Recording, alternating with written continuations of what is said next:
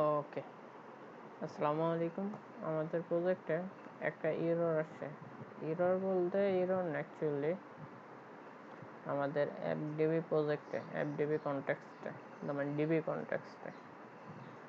ওকে, এই এররটা আসার কারণটা কি?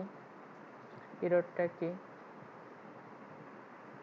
এই যে এটা দ্য টাইপ জেনারেশন আছে, model name cannot be used to be used as a type parameter t context in a genetic type of method। আচ্ছা, এই এররটা আসার কারণ আমরা যদি আমাদের নোগেট প্যাকেজ ম্যানেজারে দেখি, এই যে এখানে সব কিছু কিন্তু নামানো আছে, ঠিক আছে।